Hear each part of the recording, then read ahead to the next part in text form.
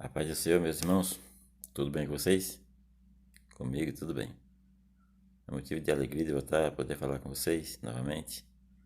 A gente, apesar de não estarmos no templo lá da igreja, mas falamos aqui uns com os outros, né?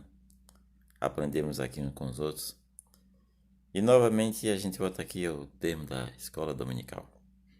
Por sinal, muito bem ensinada semana passada pelo pastor Cecílio, pastor Cosme, né? O pastor Cosme, motivo de alegria de sempre, dia sim, dia não, poder vê-lo na live, falando conosco, né? Colocando sua alegria, sua sabedoria em favor da sua igreja, né? E assim ele não perde o contato e a gente se alegra vendo os irmãos assistindo, vendo os irmãos fazendo parte, e isso é muito bom, né? Mas nessa escola dominical, que uma revista que vem falando dos salmos, né?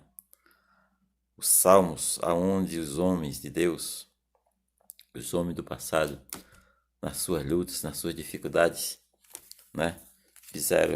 Escreveram orações, cânticos, né? Em hora de alegria, em hora de tristeza, cântico de vitórias, né? Cântico de aflição, muitas vezes estavam aflitos. E escreveram os salmos, cântico que Israel cantava lá no seu templo. E nessa lição de hoje, vamos falar a respeito de Jesus Cristo e missões nos salmos, né? Que o salmo fala do Senhor Jesus, ele tem salmo de profecia, salmo de... e sempre fala, aponta para o Senhor Jesus, né? Então esse salmo de hoje fala, como já falei, Jesus Cristo, missões nos salmos, né? Então vamos ver o que diz o texto áureo. Diz assim: Deus meu, por que me desamparaste? Por que te alongas das palavras do meu bramido e não me auxilias? No Salmo 22:1 foi uma das coisas que o Senhor Jesus falou, um dos salmos que ele falou lá na cruz do Calvário, quando ele estava em agonia ali, pagando o pecado que era nosso, né? E Jesus falou algo profetizado por Davi há tanto tempo atrás, mas como a palavra de Deus não falha, ela sempre se cumpre. Então Jesus recitou na cruz esse salmo, como tantas outras coisas aconteceu, porque era profético e o Senhor Jesus cumpriu todas as profecias. Então esse salmo falando de missões, né, missões nos salmos, começamos aqui nessa lição que ela tem a dizer. Começamos com o Salmo 2, né, que diz nos seus textos de referência: por que se amotinam as gentes? E os povos imaginam coisas vãs. E os reis da terra se levantam, e os príncipes juntos se macumunam contra o Senhor, contra o seu ungido, dizendo: rompamos as suas ataduras e sacudamos de nós as suas cordas, né? Então, igreja, nessa lição, vamos falar a respeito, estudar a respeito dos salmos messiânicos, né? Que foram profecias voltadas para Jesus, e missionários, né? Daquela missão do Senhor Jesus, destacando mensagens proféticas, sofrimento e triunfo de Cristo e o propósito de Deus para todos os povos, né? Sabemos que tudo que Jesus fez tinha um propósito, ele vem cumprir uma missão determinada pelo seu Pai, Deus, né? E ele vindo aqui na terra, ele cumpriu todas as coisas em favor da nação de Israel e em favor de todos os povos de todos os tempos. Por isso que nós estamos aqui em alegria, servindo ao Senhor, em alegria, sabendo que quando sairmos daqui desse tabernáculo, temos um lugar para ir muito melhor do que esse, preparado pelo próprio Senhor Jesus, que nos aguarda lá e torce que nós sejamos vencedores aqui na terra, para no dia que terminarmos a nossa caminhada aqui, podermos nos encontrarmos com Ele e ali sentir toda a alegria e ver que valeu a pena tudo que passamos por aqui, por essa terra, né? Mas podemos também passar aqui nessa terra de maneira até feliz, porque temos o Senhor conosco. Temos o Espírito Santo, que é o Deus, que também é Deus, que está dentro de nós, que nos orienta, que nos consola, que nos ensina, que mostra o caminho, que tem prazer em nos alegrar. Então, quando nos falta qualquer coisa aqui nesse mundo, né? Que falta paz, que falta alegria, que falta até as coisas seculares, nós vamos ao Espírito Santo, né? Ele nos alegra, nos orienta, ele nos mostra o caminho para onde a gente seguir. Então, quem tem o Senhor tem motivo de alegria. Primeiramente, por causa da salvação. E segundo, porque tem um protetor muito poderoso conosco, né? Então, o que diz aqui o tópico primeiro? Diz assim: profecia nos Salmos messiânicos. O Salmo 2, escrito por Davi, conforme pôde ser verificado em Atos 4:25, relata 3 profecias a respeito do Messias. Primeira, a revolta das nações e do povo contra o ungido de Deus. 2, o triunfo do Filho de Deus. E 3, o reinado do Filho de Deus sobre todas as nações. Então a primeira diz, a revolta do povo contra o ungido de Deus. Então o Salmo 2 começa com uma seguinte indagação. Por que se amotinam as gentes? E os povos imaginam coisas vãs, quer dizer, coisas inúteis. A palavra amotinar significa enfurecer-se, revoltar-se. Percebe-se no contexto que esta revolta é generalizada, independe da posição ou classe social do indivíduo. Em outras palavras, né? São todos que se juntam ou que se juntaram naquela época e se voltaram contra o Messias, né? Contra o ungido de Deus. Então a revolta não será apenas dos povos, mas dos reis, os príncipes, em conluio, quer dizer, em união, e são direcionados ao ungido de Deus. Na verdade, igreja, o que acontece? Todos sabemos que o Senhor tem um inimigo aqui na terra, chamado Satanás. E ele luta e milita contra Deus, né? Ele não pode atingir Deus lá no seu trono, porque Deus não é atingido por nada, nem por ninguém. Então ele trabalha contra quem? Contra o povo de Deus. Aquele que Deus ama, aquele que Jesus morreu por nós. Então ele trabalha contra nós, contra a igreja do Senhor, contra todos os seres humanos, né? Mas principalmente pela igreja do Senhor. Nós sabendo disso, a gente entende que quando tudo que a gente vê hoje acontecendo, aconteceu primeiramente contra o Senhor, lá na nação de Israel, né? Se juntaram o povo que não entenderam a missão do Senhor, né? Os reis, os sacerdotes, né? Todas aquelas pessoas que não quiseram ouvir a mensagem do Senhor, não entenderam a mensagem do Senhor, não o reconheceram como filho de Deus, se voltaram contra ele. E isso, igreja, continua. Jesus se foi, a igreja foi fundada, mas essa revolta das nações continua contra o povo de Deus, contra Deus. E na frente, encabeçando tudo isso, quem é que está? Está o próprio inimigo. Mas a igreja, bem doutrinada, bem ensinada, ela não entra nesse caminho, né? A igreja, ela sabe que ao invés de ela se voltar contra Deus, ela adora a Deus. Ela louva a Deus. Aliás, a palavra salmo significa louvor, né? Então, nós como igreja, nós nos alegramos e nós não nos unimos a nações que perseguem o povo de Deus ou que vêm contra Deus, né? A gente se alegra com o quê? A gente se alegra em adorar o nosso Deus. Por quê? Porque nós o conhecemos. Nós sabemos o que ele fez por nós. Nós sabemos o que ele faz por nós. Nós sabemos que estamos de pé porque ele nos sustenta. É a mão dele poderosa. É a mão dele que nos sustenta e nos guia, nos preparando para um dia nos encontrarmos com ele. Porque quando ele saiu daqui, cumpriu a missão dele, e ele saiu daqui e disse, eu vou preparar o lugar, né? E a gente sabe, igreja, que o nosso lugar está guardado lá com o Senhor. Portanto, é motivo de a gente se alegrar, né? Que as nações se levantem, que as nações façam o que quiserem, mas nós estamos louvando ao nosso Deus, porque ele é digno de honra e de glória, né? Agora, uma explicação que existe porque tudo isso aconteceu lá com o Messias, está aqui, vou ler um versículo aqui no livro de Lucas, no capítulo 2, versículo 34, que diz assim, ó,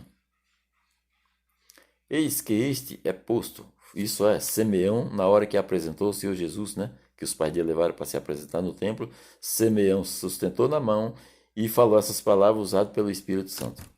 Eis que este é posto para queda e elevação de muitos em Israel, e para sinal de contradição. Então, ele seria, na verdade, ele veio para dar vida a muitos, mas também seria contraditado. Nem todos iam crer nele, né? E ele ia, através das suas atitudes, do que ele veio fazer, ele ia mostrar por quê, como ele mostrou, porque o povo não o aceitou. Nem todos o aceitaram, poucos o aceitaram. Porque quando Jesus trouxe o que ele trouxe aqui para a terra, não era realmente para qualquer um aceitar, né? Então, por isso que, por exemplo, nesse contexto atual, é notória a revolta dos governos, grupos e comunidades contra Cristo. O ataque direto aos valores cristãos, a morte e a tortura de missionários cristãos são exemplos, claro, da revolta contra Cristo, né? Na verdade, esse povo se revolta os homens contra os homens, mas na verdade o alvo é Cristo. Por trás de tudo isso, dessa revolta, está Satanás. O alvo dele é Cristo. Só que ele usa os homens que não creem em Deus, os homens que não aceitam a palavra de Deus, para se voltarem contra a obra do Senhor, que na verdade está se voltando contra o Senhor, né? Quando eu vou contra o filho de alguém, eu atinjo a família inteira, principalmente seus pais. Então era que, na verdade, é o que as nações têm feito, fez naquela época e continua fazendo nos dias de hoje, né? Mas, aqui no tópico 2, fala o triunfo do Filho de Deus, que foi a segunda profecia, né? Apesar de toda essa revolta, o Filho de Deus triunfou, porque ele veio para isso. E ele triunfou e sempre triunfará diante de todas as maldades, né? Enquanto se cumprir tudo aquilo que está para se cumprir, não chegará ao final, mas quando chegar o momento certo, ele vai acabar com tudo isso e dar vitória final para nós. Então, o triunfo do Filho de Deus retrata o quê? Retrata aqueles que não se submetem, ou melhor, perdoe, percebes que a revolta e o conflito dos reis, príncipes, povos e nações, relatados no Salmo 2, no versículo 1 ao 3, tinham por finalidade romper as ataduras do Messias. Como diz assim, rompamos, ou seja, removamos ataduras e cordas. Não querem o domínio nem o poder sobre eles. Mas, igreja, a pergunta é, por que tanto ódio? Por que tanta raiva? Porque as pessoas têm dificuldade de aceitar a Cristo, né? Porque naquela época, por que foi que os homens tiveram dificuldade, tanta dificuldade de aceitar a Cristo, né? Porque na verdade, o homem livre, à vontade para agir segundo o mundo, fazendo toda a vontade da carne, não poderia aceitar a mensagem que Jesus Cristo trouxe. Qual a mensagem que Cristo trouxe? Primeiramente, Jesus Cristo trouxe o amor. O amor uns aos outros, não é? Amar a Deus, amar aos homens, amar o seu semelhante, não é? Trouxe a justiça que cada um fosse reconhecesse o direito do outro, não é? Não podia ninguém ultrapassar o direito do outro. Meu direito termina quando o do outro começa. Uma das coisas que Jesus Cristo trouxe, uma das virtudes. Terceira coisa, a verdade. Andar na verdade. Quem anda na verdade, igreja, muitas vezes ele até tem alguns prejuízos aqui no mundo secular, porque determinadas coisas não interessam para ele. Para ele viver determinadas situações, ele teria que mentir ou andar na mentira. E quem anda na verdade não aceita esse tipo de coisa. Foi outra virtude que o Senhor Jesus trouxe para a terra. Terceiro, 4. Jesus trouxe a santidade. Para seguir a Jesus, a gente tem que santificar. Como? Se separando do mundo, se afastando dos costumes mundanos, se afastando das atitudes que o povo do mundo faz, né? Então, tem que se santificar, quer dizer, afastar-se das coisas do mundo e começar a seguir a palavra de Deus. Algo que o Senhor trouxe, apresentou, naquela época era o povo. Quinto, Jesus trouxe o perdão. Naquela época a lei era dente por dente, olho por olho, dente por dente, né? Jesus disse, orai pelos vossos inimigos, né? Amai aquele que não ama, que odeia, e orai pelos vossos inimigos. Isso era uma coisa inconcebível para aquele povo naquela época, né? Como continua sendo até hoje para muita gente, né? E que sexto, ele trouxe também a misericórdia, né? Aquilo que a gente se compadecer do nosso irmão, entender as suas fraquezas e nunca querer usar a lei do dente por dente e olho por olho. Então tudo isso Jesus Cristo trouxe. Mas para andar com Cristo e andar com tudo isso junto, é preciso que a gente abra mão ou renuncie a muitas coisas, né? Coisas que não quiseram fazer, né? Precisa, começando pela a cúpula, né? Pelos entendidos da lei, pelos homens que pregavam a lei, a começar por eles, que teria que largar muita coisa, teria que se afastar de muita coisa, teria que se humilhar. Os homens que eram considerados poderosos da época, aceitar o filho de um carpinteiro como filho de Deus. Isso era inconcebível para eles, né? Como é inconcebível para muita gente no dia de hoje aceitar Jesus. Muitos acham que aceitar Jesus, andar com Jesus, é ser um boboca, é ser uma pessoa que não tem entendimento. Quer dizer, tanta coisa boa no mundo, como é que eu vou largar tudo para seguir a lei tão simples de Jesus Cristo, né? Em busca de um lugar no céu. A maioria acredita que a vida começa por aqui mesmo acaba, né? É preciso conhecer o Senhor para saber que há vida além dessa vida. Portanto, igreja, tudo isso assustou e não trouxe aquele povo não aceitar a Jesus. Não quiseram aceitar Jesus. Principalmente aqueles que tinham tantas coisas na mão e teriam que abrir mão e renunciar de tantas coisas, né? É exatamente o que acontece, né? É o que retrata aqueles que não se submetem ao senhorio de Jesus. Contudo, o texto informa que o colu e o revolta não subsistirão e o Messias triunfará.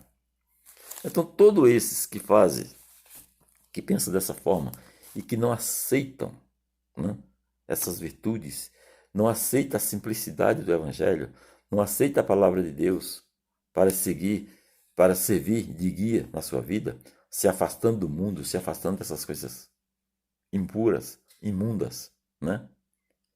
De determinadas amizades, muitas vezes de ganhar dinheiro de maneira ilícita, todas essas coisas condenáveis pelo Senhor.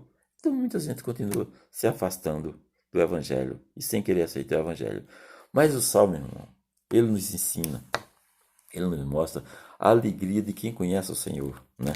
A gente vê um homem como Davi, com tanta riqueza, com tanto poder, né? Com o exército mais poderoso da terra da época, um homem que se sentia feliz de ir para a igreja, ir para a casa do Senhor, ir para o templo adorar a Deus, né? Era a maior alegria de Davi e dos homens que seguem a Deus como hoje. Como estamos na nossa casa, claro que estamos orando, estamos buscando a Deus, estamos com a nossa família, mas a nossa alegria, descobrimos que nossa alegria de ir no templo adorar a Deus junto com os irmãos é bem maior do que a gente imaginava. Pelo menos eu já senti isso. Como é difícil a gente chegar ao dia de domingo, né? O dia do Senhor. Chega a hora do culto e a gente não trocar de roupa, tomar um banho, se preparar, vamos para a igreja adorar a Deus, louvar a Deus, ouvir a palavra de Deus ali no templo. Como é difícil, né? Então, mas isso é dado a quem realmente conhece ao Senhor, né? E aprende a louvar a Deus e se alegrar com as coisas do Senhor. Então, igreja, tudo isso tem acontecido. Todas essas revoltas, o pessoal quer tirar de cima de si, quer se afastar, todas essas ataduras que nos prendem ao Senhor, né? E se apega àquela outra atadura que prende ao outro, ao inimigo, que chama-se pecado, né? Porque o pecado é uma espécie de corrente que prende o homem ao inimigo. Então, mas eu glorifico ao Senhor, porque há alguns anos atrás eu não sabia o que era isso, também andava dessa mesma forma. Mas um dia o Senhor teve misericórdia de mim e me chamou. E eu o conheci, depois que eu conheci o Senhor. Então tudo mudou na minha vida e tudo passou a ser diferente. E ainda hoje eu sou feliz e continuo me alegrando na presença do meu Senhor. Amém? Então esse é o segundo ponto. O terceiro ponto é o reinado do Filho de Deus, né? O decreto, quer dizer, a ordem divina, estabelece o reinado do Filho de Deus. Como ele disse lá no Salmo 2,8: Pede-me e eu te darei as nações por herança, e os fins da terra por tua possessão. Então, é o que o Senhor fez com o Senhor Jesus, né? Deu tudo para o Senhor Jesus, deu todo o poder. Vai chegar a hora que ele vai descer aqui, né? A gente conhece a história, vai descer aqui junto já com a igreja e vai governar esse mundo, né? Vai governar esse mundo e todas as nações estarão diante dele e prestarão, né, louvores a ele, né? E ai daquela que não prestasse louvor, porque ele é rei. Ó, Cristo vai governar em relação ao universo. Cristo passa a governar o mundo, né? Como diz que ele juntará todas as nações diante de si, né? As nações serão reunidas em volta dele, e o seu reinado é extensível à igreja, conforme podemos verificar lá em Efésios 1, 22 e 23. Vamos ver aqui, né? 1, 22 e 23 de Efésios diz assim: ó, no qual também vós. Vou começar lendo no 21. O 21, isso. No qual todo o edifício, bem ajustado, cresce em tempos. Desculpa, eu estou lendo aqui no versículo 2, no versículo 2, é o 22 e o 20. O 1, 21 e 22. Eu vou começar no 20, que diz assim: que manifestou em Cristo, ressuscitando os mortos e pondo à sua direita nos céus, e acima de todo principado e poder e potestade, e domínio, e de todo nome que se nomeia, não só neste século, mas também no vindouro. E sujeitou todas as coisas a seus pés, e sobre todas as coisas constituiu como cabeça da igreja. Então, Jesus não vai ser só o dominador da terra, mas de todo o universo. Ele está acima de todos os principados, né? De todas as potestades, todo o poder está sobre ele. Então ele vai dominar sobre tudo. E o domínio dele não tem fim. Jesus não tem substituto, né? Ele é o Rei eterno. Então, igreja, tudo o que se passou ou que se passa, que as nações têm se voltado contra o Senhor, o povo, né, tem se voltado contra o Senhor, não importa. Jesus vai vencer tudo isso e vai governar a terra, porque foi um decreto do Senhor Deus. E se Deus decretou, tem que acontecer, né? Nada que o Senhor faz, ou diz, ordena, pode voltar a ele sem ser cumprido. Então, ele ordenou que Jesus Cristo seria o dominador do universo e ele será. Já é, mas será junto com a igreja que virá dominar e reinar aqui sobre a terra.